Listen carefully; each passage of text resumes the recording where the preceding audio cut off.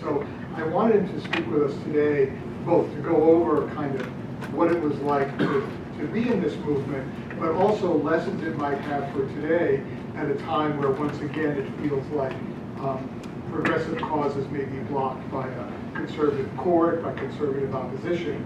And I think there are political lessons there as well as legal ones. So, Evan, I'm happy to give you some time if you want to give sort of a very long answer to that question, and then we'll talk to Laura and open it up to the students.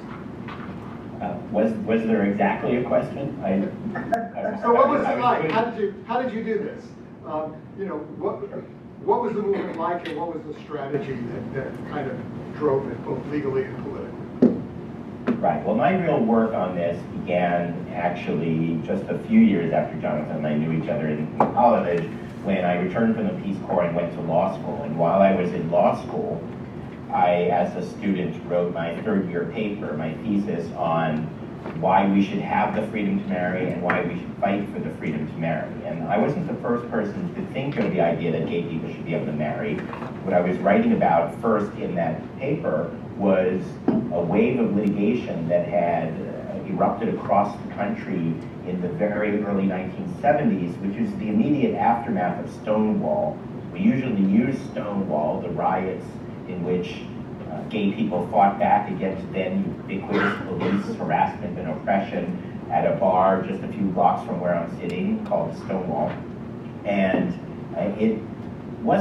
that also wasn't the first time gay people ever did anything, or that there was a movement, but it was from that point on that it never stopped. And so we use Stonewall as this benchmark to talk about the modern, what we now would call LGBT, and you can add as many initials as you want, movement that continues to this day. So in the immediate aftermath of Stonewall and that somewhat arbitrary benchmark, couples began challenging all kinds of discrimination in court, out of court, etc. And among those were challenges to the denial of marriage, which of course was the law, not just in the United States, but all around the world, that there was no such thing as same-sex couples being able to marry. All of those early cases lost.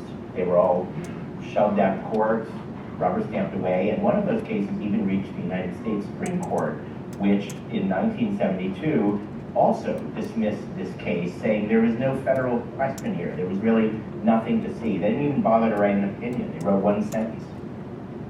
And so I came into the story about 10 years later, actually 40 years ago this year, 1983, as a young student, and I argued that we should not take that no for an answer, and that we should fight for marriage. And I argued in the paper that marriage was important both as a goal and as a strategy. That to be denied marriage was to be denied something really, really important. It was to be denied the affirmation of your love, of your couplehood, of the family you were creating, of the families you were joining. It was to be denied a host of legal and economic protections and responsibilities that touch every area of life, from birth to death, with taxes in between. And it was to be denied the dignity that you were entitled to as a citizen, as a human being, as a member of society, etc. And that therefore it was important, and we should challenge that denial, because to acquiesce in the exclusion was also to acquiesce in something intolerable, that in a democratic society, the government should be able to discriminate against people and deny something important to people just because of who they are, what category they're in, what group they're in, etc., without a good reason. But I argued that not only was it an important goal, as I said, but as a strategy, that by fighting for the freedom to marry, we would be claiming a vocabulary of love, commitment, connection, inclusion, freedom, dignity, that would be an engine of transformation, that would change how non-gay people understood who gay people are, ultimately who trans people are, and that would therefore enable us to win not only marriage, but everything. That it wouldn't finish the job for everything, but it would propel us forward more than any other single thing we could do. And therefore, as a strategy, whether or not you cared about marriage as a particular goal, this was a good idea. And I wrote this paper, then I got my grade, graduated law school, moved to New York, began work, as Jonathan said, in my day job as a prosecutor. And nights and weekends, I began volunteering for one of the then small, beleaguered gay organizations that was called, and still is, Lambda Legal, which this year celebrates its 50th anniversary. When I started, it was very tiny. It existed basically in a broom closet at the ACLU. And I began volunteering there nights and weekends. And because this was such a dire and terrible time for gay people and for the country, it was the Reagan administration, intolerant, hostile. It was the rise of the religious right, so-called religious right, so-called moral majority. Gains we had won in the 70s were being rolled back, stripped away. There was an assault on women's rights, on religious rights, go right down the list, and on gay people. And compounding that political climate of hostility and stigma and discrimination, we had the cataclysm of AIDS. And those of us who were gay, young people, were terrified. We saw our friends dying. We saw family members dying. We saw other families turning on each other. We saw our country turning its back on us. We saw all kinds of discrimination. And we were at the same time fearing for our lives, fearing for our health, fearing for the friendships we had just begun to eke out. And so into the mix of that, I came with this idea that we should fight for the freedom to marry. And I spent the next several decades working with my friends and colleagues and building a campaign and catalyzing a movement to make that happen. And a mere 32 years after the paper, we won at the Supreme Court. And, we can talk about whatever aspect of that you want. There were many losses and defeats and challenges and pain and injustices along the way. But there was also building blocks of success and shifting hearts and minds and a transformation in people's understanding and sustained political and legal engagement, which yielded a victory that for most of that time, most people thought was never going to happen. And many people thought was not desirable. Could you talk a little bit about the political part of that? When we've talked before, you talk about this moment where you were trying to figure out how to get enough people in polls to support gay marriage, that might help with the Supreme Court, but it made you analyze the messaging that you did. Right. So as I mentioned, when I was writing my paper, even 40 years ago, I was writing about this first wave of litigation that had lost. And so one of the things that was clear from the get-go, and that even I as a law student recognized, was that while litigation might be a central methodology, a central element of the strategy, it wasn't sufficient. That in order to win, we couldn't. You're starting to break up, Evan. Tell him to dial back in, Jonathan. Yeah, I'm trying to text him. And hi, Laura. It's great I'm here now. Hi, nice to see you. You've been doing fantastic work. I read your stuff all the time. Thank you so much. I appreciate that. Oh, is Evan back with us? Can you hear me? Yeah, Yeah. now we can hear you again. Yeah. Yeah, I switched to a hotspot. Sorry about that. Do you want to bring in Laura, or do you want me to continue? Why don't you finish talking about the political strategy? Yeah. You said So, you recognized. Right. So I'm not sure where I lost you or where I dropped out, but basically my point was that litigation was not going to be enough. And so the strategy that we evolved and pursued then for decades said that while winning at the Supreme Court, bringing the country to national resolution through the Supreme Court was going to be the means that we would achieve the victory that we were seeking, we needed to create a climate and impel the court to do the right thing, having done the wrong thing in 1972. And the way we were going to do that was by working on 3 tracks in synergy to create the climate and the impetus. You're freezing again.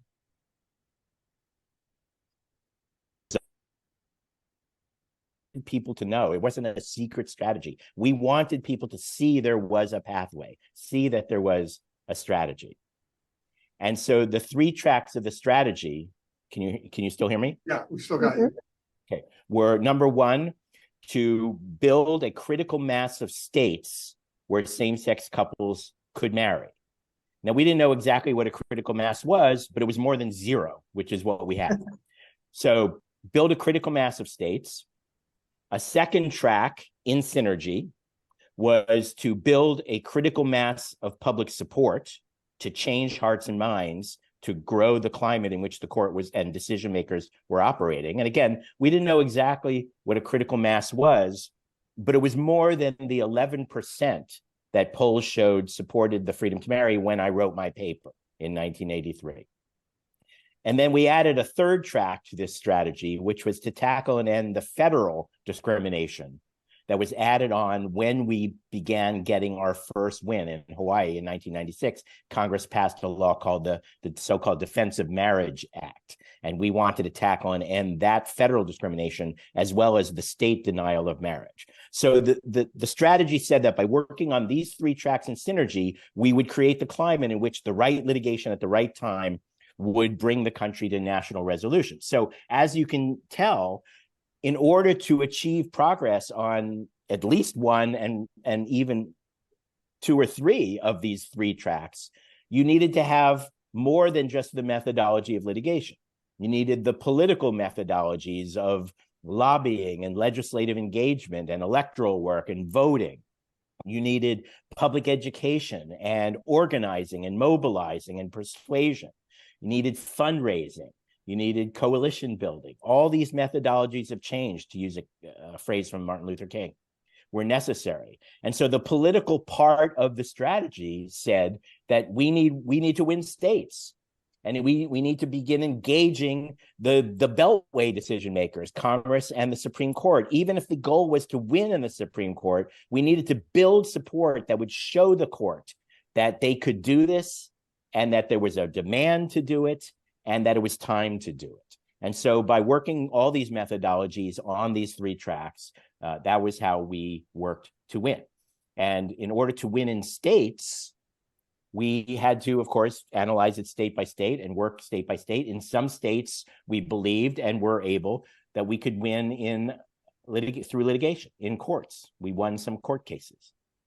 Some states, however, that route was blocked. Courts said no, or there was a barrier to the courts doing it. So we had to win legislatively. We had to win through the legislature and the governor. And then for several states, there were barriers to that when our opponents began erecting state constitutional amendments and preventing courts and legislatures from ruling in our favor, from changing their mind, from doing the right thing. And so we had to win at the ballot box as well. So through all of these methodologies and all of these arenas of change on these 3 tracks of the strategy, we had to learn to do the work and to do it as much in synergy and as much to scale as possible in order to get to the goal of creating a climate in which the Supreme Court would do the right thing. Great. Okay, Laura. Again, full disclosure, Laura and I worked together at the Wall Street Journal. Laura's a terrific reporter. She's been at the AP, the Wall Street Journal, now at the Washington Post. And while she's covered campaigns and presidential elections, now in a way she's kind of covering the mood of America, focusing on education, but I think also looking at a lot of other kind of issues that are coming up through education. And I wonder if you could start out by talking a little bit. I was sharing with them the poll that you wrote about American attitudes towards trans issues, which turned out to be, very interesting, more conservative than, maybe I would have thought. But I'm wondering if you could give us a sense of what you're hearing from people and why conservatives seem to be winning the battle on trans issues versus, say, Democrats or progressives. Sure.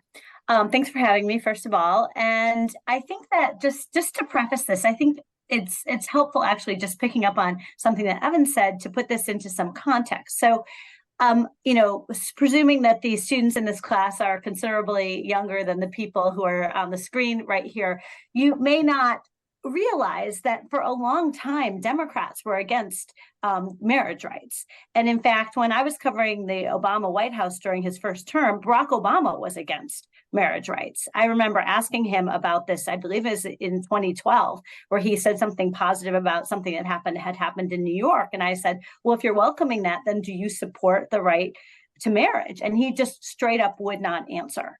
His answer was something to the effect of, I'll let you know when I have something to say. So, I mean, this was the public, this was not like, oh, the Democrats were for it and the Republicans were against it. It was like, for a very long time, the Democrats were for civil unions and Republicans were against it. And then public opinion rapidly shifted.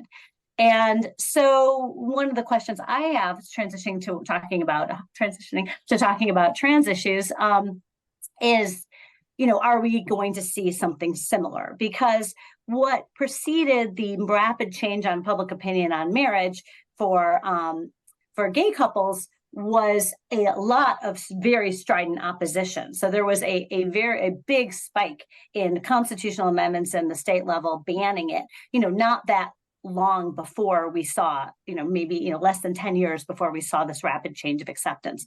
Now, where are we on trans issues? We are certainly in that period of a lot of anti-trans sentiment. You see it in the state legislatures passing laws. You see it in public opinion polls. There's a lot. The acceptance of trans issues is very different than the way people feel today about gay and lesbian rights. And in particular, and I think the Republicans have figured out the spots that, they can really push on this debate. So Jonathan referred to this poll that we did on these issues, and we found that in the two areas that, while generally if you ask people about, do you support discrimination or do you support laws that ban discrimination, people say they do. Like, no one really wants to say they're for discrimination. But that said, if you ask them, do you support allowing trans women to compete in girls and women's sports? There are significant majorities who are against that.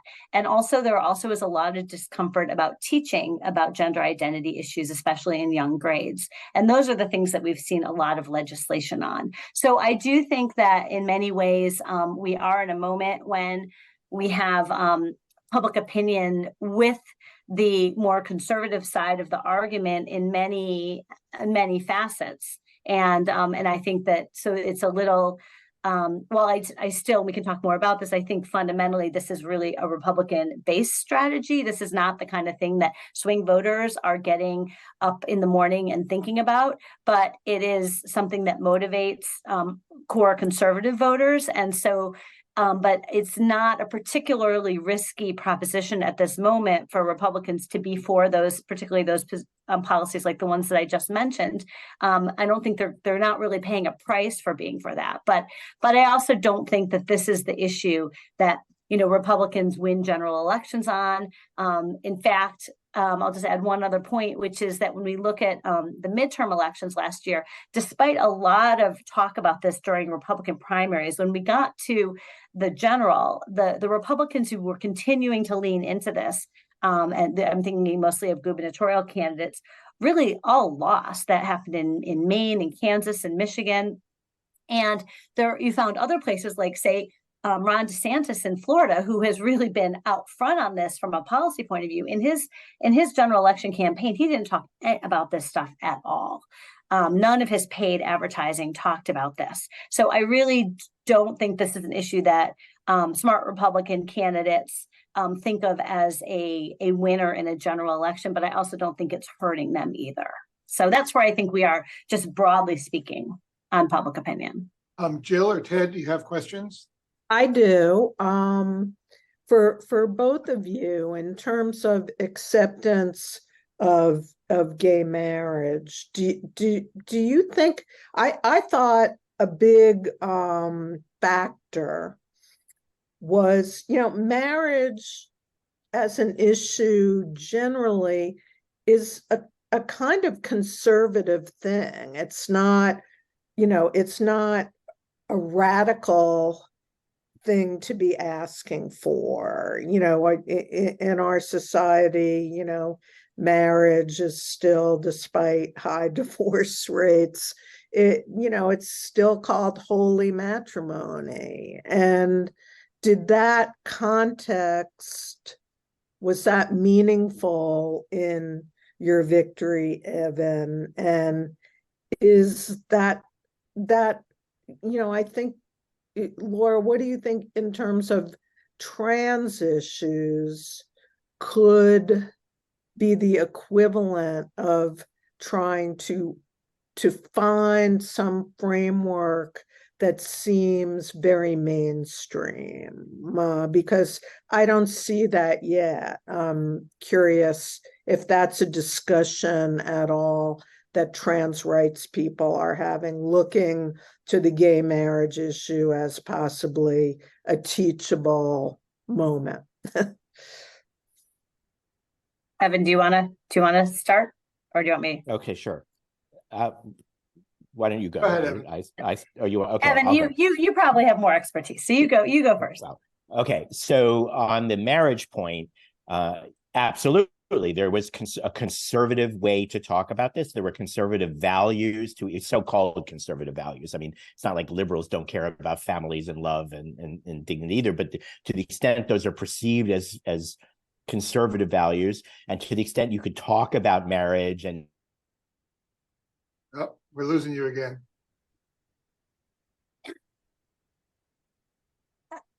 Well, I'll jump in for while he's frozen. If you freeze, you lose the mic. I think obviously that's. Oh, go ahead. sorry, could you hear me? I don't know what's Now we happening with can. the internet. Yeah. Now we can. Okay, so yes, to your point, Jill, but I would also add that there were other values and other ways to frame it that also persuaded people who were not, quote, conservatives, and people who didn't want to characterize marriage as just a conservative institution. So it's not like we won because it was conservative, but we won because we found ways to bring along people who thought of themselves as conservative, and to more broadly, talk about this in a way that related to common values. So it's not so much that marriage was conservative, but we could certainly get people to understand through persuasion and storytelling and also legal and political gains that this wasn't taking anything away from anyone else. This was something that people ought to be free to decide and free to invoke, and it's something that helped everybody. Families helped, no one hurt, et cetera, et cetera, et cetera. And I'll just say before you go into it, Laura, that I believe there are ways to also make that case on trans people. And I believe that the fundamental arc here, which Laura intimated, is that we have been winning on trans questions and awareness of trans people. We've come a very long way from where we were a long time ago. And the fact that we're in a temporary period of assault and regression and toxicity and confusion is more because of political orchestration, as well as some missteps by some activists in some points that can be fixed and that will be fixed. And we will find ourselves, as Laura suggested, have the political situation looking very, very different in just a few years, particularly if we do the politics right on the bigger questions on which this depends. If we had two more Democratic senators 2 years ago, we would be in an entirely different position, despite the Republican attacks and the orchestrated attacks in the state legislatures and so on. And so we can fix this partly through the work on the trans conversation and partly through political engagement. So, Laura. I mean, I will say that at the time when those state constitutional amendments were passing, I actually thought at the moment that was an advance for the gay marriage cause, because people were actually talking about marriage as opposed to civil unions. So they were, and it's the same thing now. Nobody was talking about trans rights, whatever, certainly 10 years ago, even probably 5 years ago. It just wasn't even on the agenda. So, this doesn't mean it's inevitable that it'll come out in the same way, but it's possible. I see two other analogies here, Jill, to your question. One is, I think that and Evan, you can correct me if I'm wrong, but I believe that a lot of people think that one of the reasons why there was victory for gay rights generally, and marriage in particular, was because more people got to know people who were gay and who were out, and they felt those personal relationships, and it wasn't about an abstract idea of rights. It was about real human beings actually knowing people who it would affect. And so the more trans people who are more public, then the more people are going to be able to get to know them and start having their, maybe their views changed in new ways. It is a little more challenging though, because there are fewer trans people than there are gay people.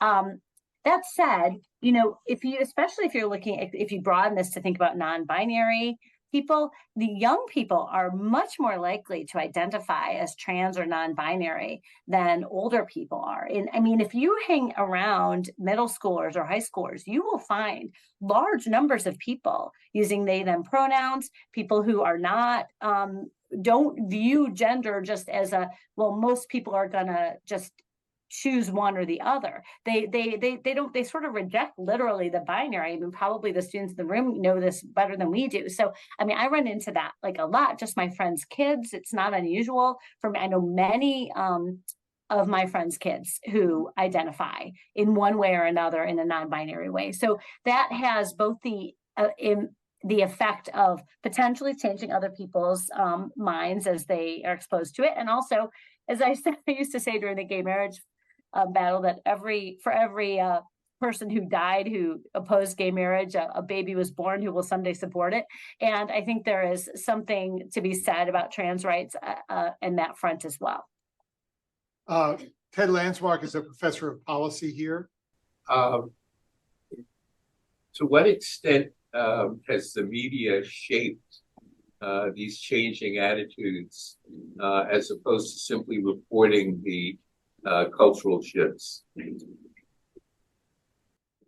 I mean, they're one and the same, right? I mean, the media both reports on it, and by reporting on it, we shape it. So, I mean, I don't think the media goes out with an agenda to say, we're going to try to change the way people see this. Some people do, but I mean, I don't think that's exactly the way most reporters would frame their work. But certainly what we do does shape it. I mean, there's been so much more reporting. I mean, the Post just this year, that poll was part of it, actually was the center of it. We did a whole series of stories on Trans in America, it was called, and it was all spurred by this really groundbreaking poll that we did. So there were probably, I don't know, maybe 9 or 10 stories in this series on all sorts of elements of it. So having that out there, does, I think, somewhat shape public opinion. I'm wondering we're also reflecting it. We were reflecting it. We weren't out there with a polemic trying to say like, hey, you guys should support this or what have you, but we were reporting on what was out there. And the mere act of reporting it puts it in front of more people and lets them hear the voices of others who they might not have otherwise encountered. Talk a little bit, Laura, about like quoting, quote unquote, experts, because that was one of the criticisms about the Times's coverage of trans people, that they were covering dubious experts, some of whom got right-wing funding, et cetera, et cetera. And I wondered, what you thought provoked that letter that 1,000 contributors and staffers wrote to protest the Times's coverage. I mean, I think that what at base it promoted is that people don't want to read stories that don't reflect their worldview.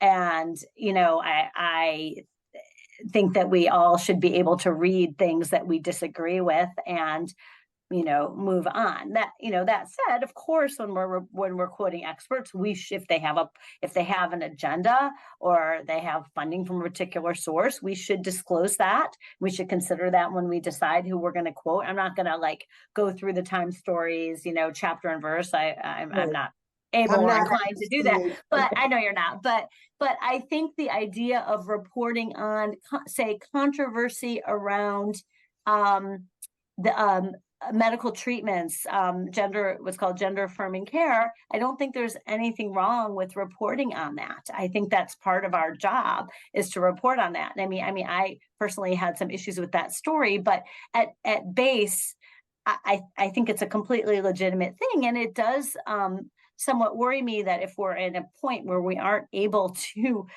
air all points of view, I mean, I had this experience just I went to there was an issue at the college I went to with the student paper, which I'm on the board of, and there was a controversy on campus around gender affirming care with the medical school, and they were very skittish about reporting anything critical of that clinic, and I just don't think that that's our job as reporters. We need to be reflecting all sides of this debate. So, I feel pretty strongly about that, but we need to do it in a smart way, in a sensitive way. When I did my stories for the Trans in America series, I was really careful, for instance, about making sure that the trans people I talked to, who were talking about very personal parts of their lives, knew exactly what was going to be in the story before. Now, I do that. That's my practice in general. Joe will know, no surprises journalism that I learned at the Wall Street Journal. But I was particularly sensitive to it in this case and made it clear if they had any concerns that we could talk them through and work it out, because it's very personal, and it's scary for a lot of them to be so public with their names attached. So I think we need to understand the context around these things, and whether it's vetting who we talk to or showing sensitivity, we just need to understand all of those pieces. But I do think we can report on all elements of this, and we should. Evan, what's your sense of the media coverage of trans issues and how it factored into your drive for gay marriage? How the media did, or how the media on trans did? No, how the media did. Yeah. Well, so we've now put a lot on the table here, all good topics here. So I going back to the marriage part first. This relates to Ted's question and to something Laura said as well. There's long been this notion that we ourselves said and believed for a very long time, and Laura repeated it, that the sort of the number one indicator of where a person is going to come out on gay rights, or you could say now trans rights, and so on, is knowing someone who's gay or knowing someone who's trans. And what we found during the course of and we believe that, and what we found during the course of our work was that actually was hiding something that was a nuance on that, which is that actually the real indicator is not whether people, quote, know someone who's gay or trans. It's having a conversation either with or about someone with a trusted person about gay rights or gay people or trans rights or trans people and so on. So we then were going around the country saying, conversation is the chief engine of change. And we wanted to engineer conversations and provide, hopefully, the information and the stories and the empathy and the values in which those millions of conversations would bring it home, as it were. Likewise, when we, for example, lost in Maine in one of these many ballot measure battles that we lost at least 30 during the course of our fight before we won. We lost in 2009 in Maine. And we spent the next 3 years knocking on doors, trying to persuade people, trying to change hearts and minds, telling stories, doing deep work, organizing grassroots engagement, blah, blah, blah. And then we put it on the ballot in 2012, a very rare decision by us. Mostly it was the opponents pushing this on the ballot, but we did that in 2012 and we won. In fact, that year we won 4 out of the 4 ballot measures, which was a major political turning point in our struggle. And it came after 30-some defeats, as I said. So we had finally learned how to do this and cracked the code on how to persuade people and get the voters out, et cetera. So then after that vote, we actually did surveying and polling to find out the answer to essentially 2 basic questions. And we talked to the people who had voted against us in 2009 and then voted with us in 2012. And we asked them essentially two important questions. One question was, where did you hear most about this question of gay people getting married? Where were you getting your information? Where were you following this? And the overriding answer was the media, specifically television, is what they actually said. They saw the ads, they saw the debates in the legislature, they saw the different positions, et cetera, et cetera. And then we asked them the question, and what changed your mind? What led you to change? And they did not say television or the media or that information or the coverage. The number one thing that changed people's mind was a conversation with someone I trusted. So that became a central element. We dug down deep into trying to make that happen. And the media, to answer your question, or at least to answer that question, plays obviously a huge role in giving people the context, the information, the stories, the impetus to have those conversations. I think of the media engagement in this, I thought of it in our campaign, as the air cover in the battle to change hearts and minds and to win. But what closes the deal is not the air cover, it's the ground game. And that ground game was the personal persuasion, the conversations, the organizing, the door knocking, and all of that kind of work. And so they went hand in hand and they were necessary. And to bring that into the trans Oh, we're losing you again. there's Laura, relatively recent. I'm sorry, pick it up. We've lost you for a second. Can you to bring it into the trans conversation? Yeah, there's been a relatively recent increase in the amount of coverage and discussion and storytelling and toxic attacks, et cetera, on trans, and that's part of this air cover in which we're living. And it's not really most of it happening organically. Most of it is happening by one way or another for orchestrated ways, by orchestrated purposes, and we can come back to that. But it's relatively new. It takes time for a lot of this to absorb and for the change to happen, not just at the level of the air cover, but the ground game, including political engagement. And that's where this is going to go, and that's how we're going to win if we do our job right on our side.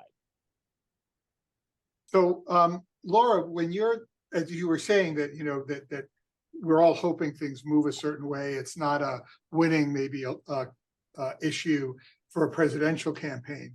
But when you go around to red states, to school boards, looking at a whole host of these issues, are the Republicans better at it? Have Democrats dropped the ball? I mean, 32 states adopting laws restricting trans care is significant. What's going on down there at kind of the local and state level?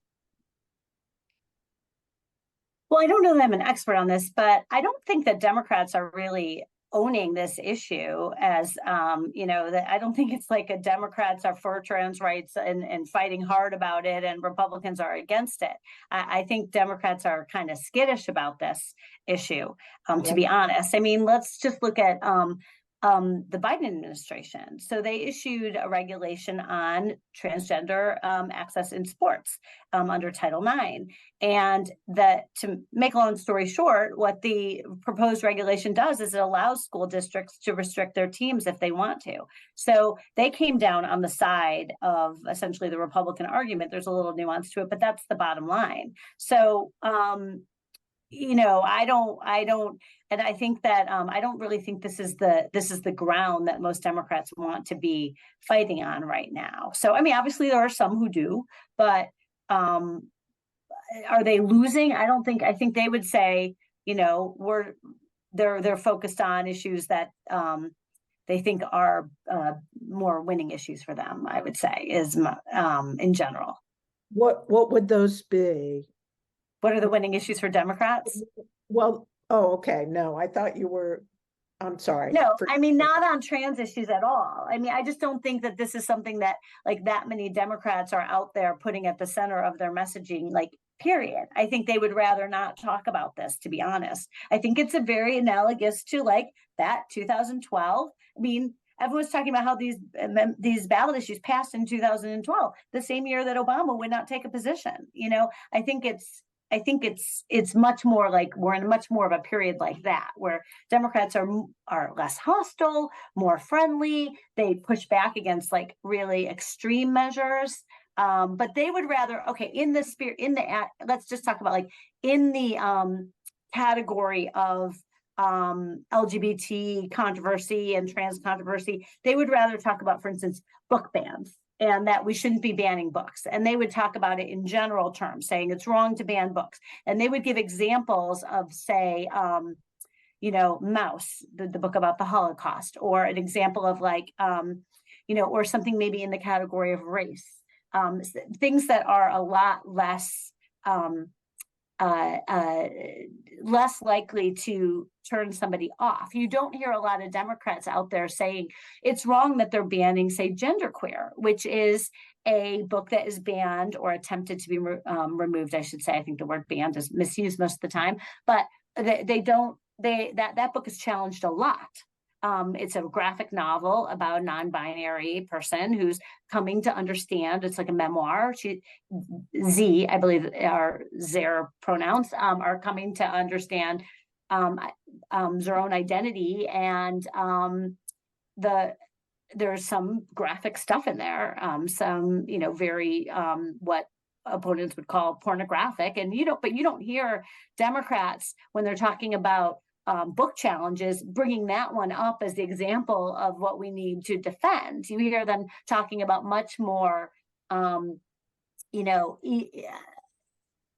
ones that are a lot more comfortable to talk about, is I think maybe the way to say it. So that's what they would be wanting to talk about rather than this. Although they would say, no, we shouldn't remove that book. If you press them, should you remove Genderqueer? They would say, no, it should be in the library, available for those who are of a certain age and who might want to have that book. It's not that they would support removing that book. It's just that's not what they're leading with.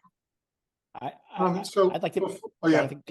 I want to make a specific point and then a broader point. And Laura might want to correct me on this specific point. But my guess is that no legislature controlled by the Democrats, or in which the Democrats have the majority, has passed one of these toxic bills. This is all coming from Republican leadership and Republican votes, and the dysfunctional, disproportionate, rigged, skewed control that Republicans have in many parts of the country, and some parts of our political system, even though that doesn't change the fact that maybe Democrats should be stronger or could be making better arguments and so on. But this is a Republican absolutely right. 100%. 100%. Democrats are not pushing this stuff at all. Right. I mean, just to be clear, this is not on their agenda in an anti-trans way. No, not at all. We're just discussing to what extent they are fighting back against it, I think is what I was trying to say. Right. No, I get it. But the smaller point I'm trying to make is that even if they were fighting back, the Republicans have the votes, they have the control in these chambers and these legislatures, and they are ramming this stuff through for their purposes, whether or not the Democrats are doing as good a job as they could do. They don't have the votes in these arenas at the moment. So that's the small point I wanted to make. But the larger point I would make, connecting to that, is that from my point of view, there are three factors that are shaping where we are on the trans battles right now. And they draw from the kinds of points that Laura and I have been making so far. Now, the number one thing I think that's accounting for why we are seeing so much of the ugly stuff that's happening is that there is an orchestrated, deliberate political plan run by Republican operatives and their cohorts in the anti-gay, anti-trans, anti-women, anti-choice industry, groups like the Alliance Defending Freedom and so on, that sends out copycat legislation to all these states that these Republican operatives then tell their lawmakers who are leading these chambers to do it. And it's part of the Republican game plan at the moment, and it is being run as a Republican religious right game plan. And that, more than anything, not public opinion, not people's queasiness about certain questions, whether it be sports or aspects of care or bathrooms or whatever, though those can be engaged and stoked. But that's not what's driving this. What's driving this is, number one, a political agenda and a political operation. The second factor that shapes where we are at the moment is, as we've discussed, this is still a relatively new conversation for a lot of people, even though it's important and it's been happening and it's actually seen a lot of progress. The visibility of trans people and the awareness of trans people, and as Laura rightly talked about, the generational engagement around trans and non-binary and so on has been huge just in a relatively short period of time. But for most Americans, most voters, most people in the middle, this is still a kind of new conversation. And during that period, you see a lot of ugliness and a lot of ups and downs and losses, as we did in marriage, as Laura said.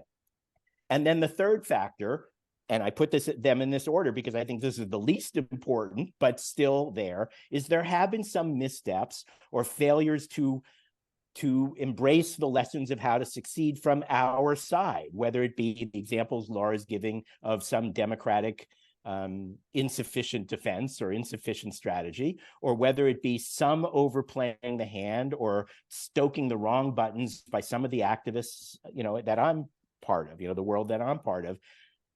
That is part of what's going on, although it is very much in that order. And if we address number one, number 2 and 3 would definitely take care of themselves. And number 2 is going to address itself, because this conversation will continue and will improve and we'll do better on our missteps. But those are the 3 big factors that I think explain why we're seeing both the progress and the temporary, very painful, very bad actions that too many state legislatures are taking right now, which then gets reflected somewhat in some wobbliness in the polls, but I don't really think show where people's opinions and hearts really are, and certainly don't show where they're going to be, much as with marriage. People thought they thought one thing, and then they very quickly were able to be engaged and helped to think something very different based on a combination of engagement and success and reassurance. And that is, I hope, where we're going to go. I want to turn this over to the students in a second, but I just had one question about what you had raised, Laura, about the, kind of the generational changes. When we asked the students before we started with you, where trans rights as a reason to vote in terms of their issues, I would say 85% said it was one of their top issues, top 3, top 5 issues.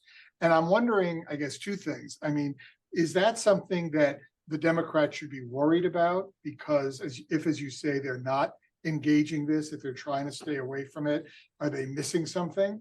And then how can Democrats speak to that group of young voters, which they're counting on to help win the election in 2024?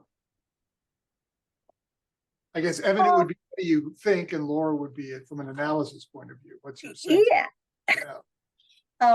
Well, nobody's ever paid me for my political strategy advice, to be clear.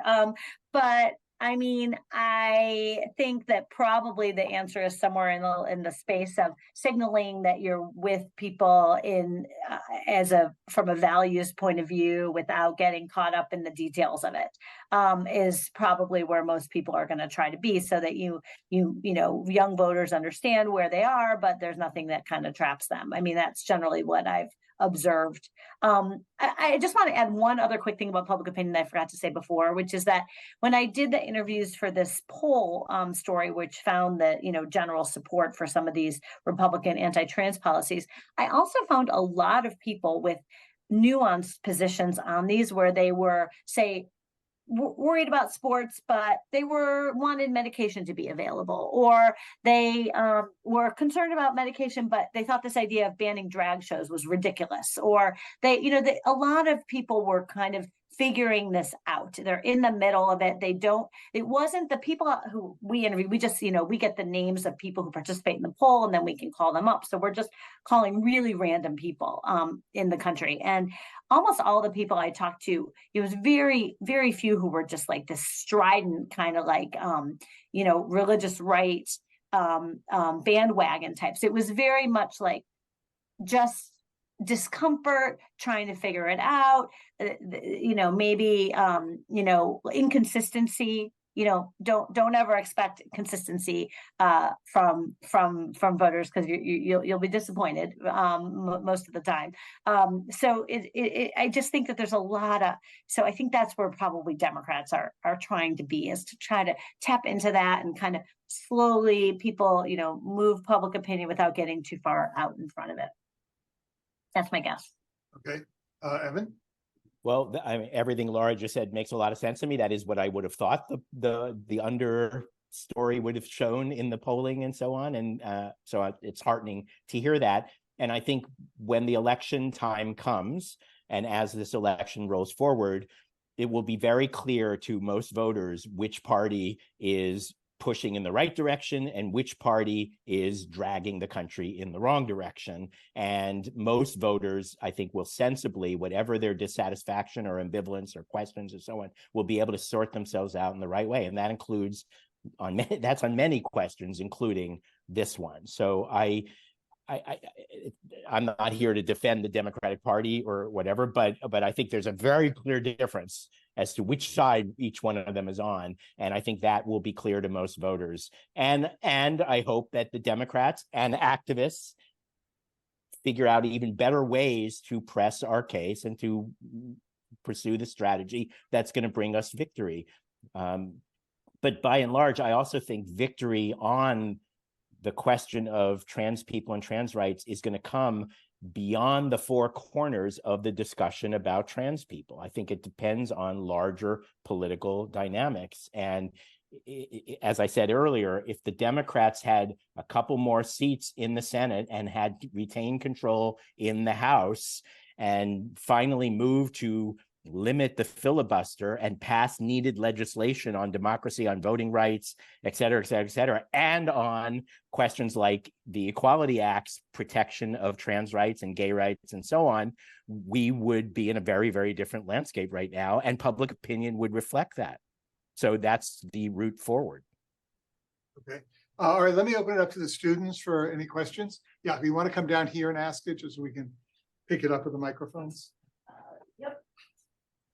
How would you recommend in either like media reporting or conversations with peers or parents, whatever, how would you recommend we aim towards more like acceptance rather than baseline tolerance? Because I feel like with baseline tolerance, you still get a lot of that otherizing and subtle discrimination that's harder to call out, but it's equally as, you know, detrimental and hurtful. No, it's fine. Laura, Evan? So I'm not sure I completely understand the question. So in media reporting, how should we, I mean, Jonathan, can you repeat the question or have her come back down? And I understand what you're saying about othering people, but I don't understand what the question is about. Why don't you try from there? Yeah. Just, you know, in conversations or while reporting, if you're kind of have a future in journalism, how would you recommend that, you know, what strategy could we take to encourage actual genuine acceptance as opposed to, you know, I'll let them exist, but I don't want to deal with them. Right? Jonathan, can I take a quick stab, just Sure. an introductory stab? I mean, I remember vividly a cover of the New York Times Magazine, which was long before, you know, the gay marriage decision in the Supreme Court, that just showed, you know, two men barbecuing together. You know, they were wearing aprons and, you know, looked like anybody's, you know, cookout in the backyard. And there's a lot of coverage that was just about kind of what gay families were like. And there were a significant number, so that covering them in just, you know, a way that kind of reaffirm that this is how we live. This is how people are living. And I don't, you know, I applaud the Post series, but I don't think that's the predominant coverage of trans people yet. I think it's still focused on conflict and problems, mental illness, you know, the conflict over athletic participation, even going back to the stupid coverage of bathroom rights. But you're not seeing the backyard barbecue type coverage yet, except in a few places of trans people, and seeing the life of trans people as part of the fabric of mainstream American society. Mm-hmm. Yeah, that's a great answer. I can't improve on that. I mean, Yeah. I think that's right. And I think you see it every so often. You'll see somebody quoted, for instance, on something that isn't related to trans issues, who is using like they them pronouns.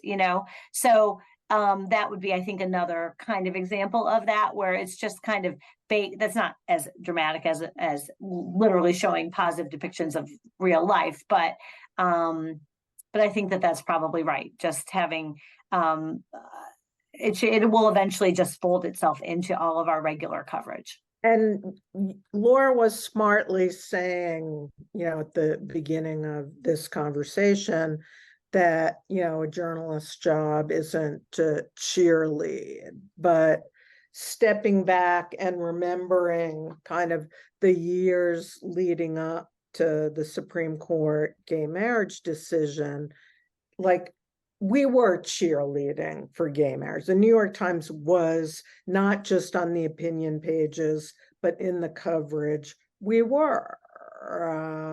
And I don't think that was wrong at all. But I think, you saw very minuscule coverage of opposition to gay marriage and lots of good stories about the family life of gay couples adopting kids, things like that. But I will add, I mean, so some of our choices, some of it's about how you write about it, and some of it's about what you choose to write about in the first place. So that shapes the way our coverage is seen.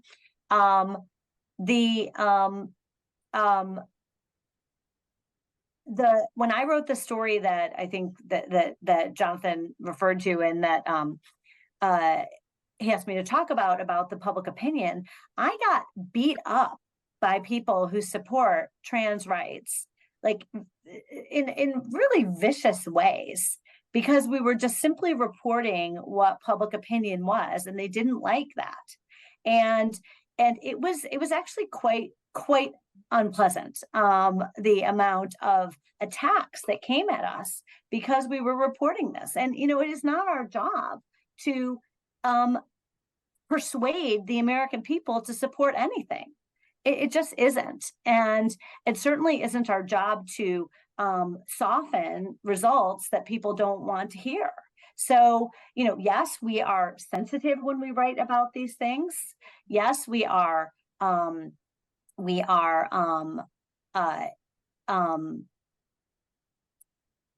careful when we write about this, and about our language. But this is like this is a big country with a diverse set of points of view, and the Post chose to invest in this groundbreaking poll of the transgender community. Now, that's a statement. We spent money on it, we spent time on it, we put many reporters on doing all these stories. So in some ways you could call that cheerleading, I suppose, because we were telling the stories of trans people and doing so.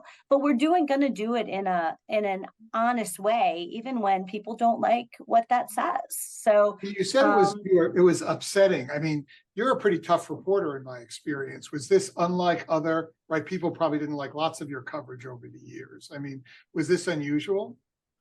This was more vicious than most. It wasn't the only time I've ever faced this, but it was just like somebody posted something on some, I don't know, Twitter or somewhere, something like, trans people are going to die and it's your fault, things like that. That's not pleasant. So I mean, I wasn't crawled up in the fetal position, but I didn't appreciate it, and it's yes, you have to, that's part of the this is the life we have chosen. But my point is less about how it affected me and more about the fact that people just do not want to hear it. Mm-hmm. Well, listening to all of these important points, I would say, first of all, in terms of what some of the things Jill said, when information is given to the public, as you do, you who are in journalism, when you are doing it, as Jill said, taking it out of the arena of conflict, and not everything has to be coverage about conflict, but presenting the real information of how real people are living. Gay people not framed by how non-gay opponents feel about gay people, but about our lives and so on. That's a very valuable and important source of information that over time we as activists and the media in its role were able to begin providing to the American people that help change people's hearts and minds. And Laura's stories, that series that you did on the lives of trans people and so on, is an example of that. It was not all about how the opponents of trans people are anxious about sport. It was about, this is how people are living and so on. That kind of content, whether through you or from us or in the conversations, is a huge part of how we achieve first tolerance and then acceptance, to go to the student's question. And so that we need more of that. And it's not capitulating to some falsification of presentation to try not to frame everything in terms of conflict and opposition and both sides and so on. Not everything is a both sides question and so on, even if some things are. But the other point, wait, I just want to make one other point to the student, which connects to, I think, the very valid point that Laura was just making too, which is that we worked really hard. We couldn't control everything, but our strategy was to note that there were true opponents, and then note that we did not yet have the majority with us, but that the people in the middle were the people who I thought of as the reachable but not yet reached. They were not the opponents. And we worked very hard not to push them because of their momentary opposition or resistance or not being with us into the camp of the opposition. We worked hard to create space for them to come our way. And if that space begins with tolerance, as the student framed it, and then gets them to acceptance through the overtime delivery of our core persuasion and information and momentum of success, that's a good thing. And I would say the same thing applies to how we should engage with journalists who report things that we may not like, but they're not in most cases certainly the enemy. And to put reporters in a position of feeling that they can't even report facts because then they will be attacked is not a smart play by a movement. And I think that, for every person who may have contacted reporters like Laura or others and who attack the Times, et cetera, there are many who feel like, while of course there are criticisms that can be made of particular stories and particular angles and particular coverage, that's not the right way to actually persuade the critical mass that we need to persuade. Another question? Yeah, you just come down here. So question for Evan. You talked a lot about the three-track strategy that you implemented for the gay marriage movement, and then sort of drew parallels to trans rights and how you discovered things like the importance of social engineering and building conversations. So I was just wondering if there's any movements looking backwards that you sort of took that influenced the way you implemented the strategy, or anything important considering how you address litigation or garnering public support. Yes, it's a great question. And absolutely, we took tremendous instruction and inspiration from other movements, some historical and some very much ongoing. These are the kinds of strategies and methodologies, and the way we shaped our particular strategy draw from the elements of success, the toolkit of methodologies that are available to causes that go in the right direction and the wrong direction, and that have played out in history. So, for example, when I talked about winning a critical mass of states and a critical mass of public support, and the tandem in that critical mass that we wanted to get out of that to create a climate for the Supreme Court, I was very consciously modeling that on the work to end discrimination in marriage on the basis of race, and shaping the climate that got us to Loving versus Virginia. And I chose those two arenas in part because those are arenas of important engagements, building blocks of political success and public opinion, but in part because I wasn't confident that we were going to be able to show the same success on the ground in politics as ultimately we were able to create the climate in which we achieved the Supreme Court victory on race. But I actually did think we were going to be able to exceed it when it came to public opinion. when when the Supreme Court struck down race discrimination in marriage in the United States, it was 1967 in the best named case, Loving versus Virginia, the best named case ever. And at that time, though most, if not all states had at one time prevented interracial couples from marrying, by the time we got to the Supreme Court in 1967, all but 16 had ended that discrimination. So there were 16 holdout states. In other words, we had won 34. When I was shaping the strategy, we had 0. So I wasn't confident we were going to be able to get 34 states. I thought we could get more than 0, but I didn't know that we could get to 34. So the other factor that I really highlighted in the strategy was public opinion. When the Supreme Court ruled in 1967 against bans on interracial marriage, public opinion was 70% against interracial marriage. I knew we could do better than that. I knew we could exceed that. Ultimately, when we got to the Supreme Court, we had grown public support from 11% when I started with my paper to 63%. So way, way, way above where we were when we got to Loving versus Virginia. And as it turned out, we had won 37 states cumulatively, but most of those came toward the very end. So that was consciously taking lessons from how a historical movement had worked in multiple arenas with multiple methodologies against tremendous opposition to change hearts and minds and to change a legal outcome, whether or not hearts and minds had changed. So we absolutely studied, the women's movement, certainly the civil rights movements and racial struggles, our own history as having fought for gay rights long before we entered the marriage phase and the marriage campaign, et cetera. And we drew on those lessons, just as other movements today are drawing on the lessons and the model of the freedom to marry success. Ted. A follow-up question for Evan. What didn't work very well?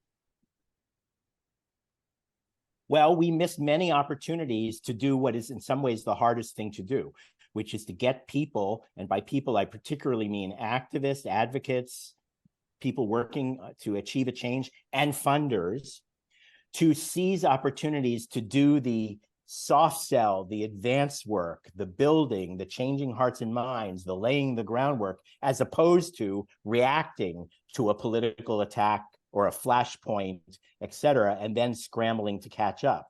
Laura talked about how the ballot measures that we lost, more than 30, were in many cases nevertheless valuable for us because they got people talking and they got that conversation that I said was the important engine of change to happen. And that was 100% correct. That is what happened. But it would have been a lot better if we had engineered those conversations and created the climate and done the work of public engagement and building blocks of success before we had to dig ourselves out of an even deeper hole of discrimination and loss that lasted over a couple decades. So Evan, what would be your advice now for everything from Thanksgiving conversations students are going to have with relatives to kind of broad political strategy for the trans issue? I think the most important thing people can do in terms of Thanksgiving conversations and so on is to tell stories about people they know, whether they themselves are trans, whether they know someone who's trans, or how they feel as a non-trans person about the kind of society, the kind of values, the kinds of ways we want to have it, and to do so in a way that doesn't make it an all or nothing. You're either 100% in agreement with me on every aspect, or you're a raging bigot that's too ignorant to be worth finishing this meal with. We have to give people space to move, to grow, to take halting steps, to have questions and uncertainty, and to get there. And the story of the marriage success is people do get there, but not if you push them into the opposition right away. Somebody who supports trans people, who supports care, who supports non-discrimination, but has a question about sports may not have the right answer as far as you're concerned, but that doesn't make them the enemy. And we have to allow for some degree of people getting there and allow for some disagreements on certain things, in knowing that we will get people to a better place if we capture them at the core. And so the way to capture them at the core, as we've all indicated, is through connecting with stories, with values, with emotion, with information delivered in a non-attack mode. Other questions? Oh, and I'll just say, and that all is going to have to be coupled with political and legal strategy that happens not around the Thanksgiving table. I mean, it's not just about storytelling and conversations and media. It is also about hardcore political work, voting, litigation, et cetera. And so we need to support organizations and support that work that will do all of that, but they have a synergy, and each of us can contribute in one or both of those different modes. Another question? I mean, let me ask you, as we're coming to the end, how worried are each of you, or worried in Evan's case, analytically looking at it in Laura's case, about freedom to marry, about marriage equality, and the Supreme Court, given what we're starting to see in decisions that may chip away at it? Well, I mean, history tells us, and Dobbs tells us, and the composition of the current Supreme Court, packed by the Republicans, tells us that anything bad can happen and nothing should be taken for granted, and we need to be concerned and pay attention. So there is that. Having said that, I also believe there are so many reasons why even this court will not likely have 5 votes to totally take away the freedom to marry, including the more than 1 million people who've gotten legally married in the United States, the fact that more than 70% of the American people now support the freedom to marry, including a majority of even Republicans, of even people over 65, the political momentum around this question that we saw, for example, last year with the passage of the Respect for Marriage Act, 12 years after we introduced it, never thinking we were going to be able to pass it. I even was the one who came up with the name Respect for Marriage Act. To me, it was an activist vehicle, not a real plan. But last year, we'd gotten to the point where we were able to pass it, and pass it in a bipartisan mode. We had strong, significant Republicans joining Democrats in support. So for all those reasons, I think it's unlikely that even this Supreme Court is going to work to take away the freedom to marry. But having said that, things are bad anyway. I mean, this court, what it did with abortion, what it's doing on labor, what it's doing on voting rights, what it's doing on religious exemptions and the tearing down of the separation of church and state, all of these things are bad enough so that we don't have to spend our time wondering whether something additionally bad is going to happen. It's bad enough that we need to do what we need to do. And if we do that, we will protect ourselves. And the 2 things we need to do are, number 1, win the election, get the right people in place. And then number 2, enact the structural reforms that will fix this problem going forward, including reform with regard to the Supreme Court. Laura, what do your political antenna tell you? Well, my political antenna tell me that the most wise comment was from Yogi Berra, who said predictions are difficult, especially about the future. I don't know what's going to happen. I would assume that it would not overturn it because it's really is baked in. But I am not an expert on the Supreme Court, and I think that looking at what they have done of late, you can't really assume any precedent is there for good. So, but I would be surprised if it were overturned. But I've been surprised before. Jill, having looked at, I would just give a footnote, which is the only justice who has publicly broached the idea of overturning gay marriage is Clarence Thomas. And he right now is so, I think, weakened in the eyes even of his colleagues that I just don't I think was said that John Roberts was pretty irritated with his he issued his own decision in Dobbs, and that's where he said that he'd look at contraception and gay marriage, but I think he's more isolated than he was a year ago, certainly. And also, you can add on top of that that Roberts is, said to be very concerned with the court status and its legitimacy in the public mind, and this, I think, would be really a big blow. I mean, and unlike abortion, abortion obviously did that too, but that had been a long-term campaign to get the court to overturn that decision, and that's not the same situation here.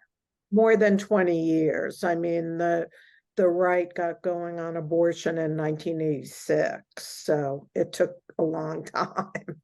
But I mean, every Supreme Court nominee was, vetted through the eyes of what they would be, how they would vote on a challenge to Roe, basically. So, now, that's not just a little different on this dynamic, I think. So, and I think that if you talk to most, of course, we should keep in mind the new Speaker of the House is on the record opposing gay marriage, not recently. So, I mean, obviously, this is still in the water, but you just don't hear it. You just don't hear this, generally speaking, from this is not the arena that the most Republicans want to battle in.